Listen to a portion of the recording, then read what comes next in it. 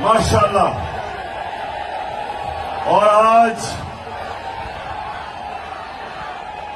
8 साल के बाद इस स्टेडियम में मैं आया और 8 साल पहले मैं समझता था कि बहुत बड़ा जलसा है, लेकिन आज माशाल्लाह आपने सारे रिकॉर्ड तोड़ दिए। शुक्रिया गुजरात।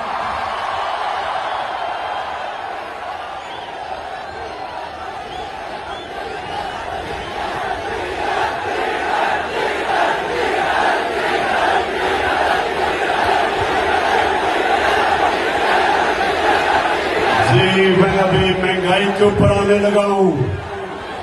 डीजल की कीमतें मुझे पता है कि कहां से कहां गई। जब हमारी हुकूमत को साजिश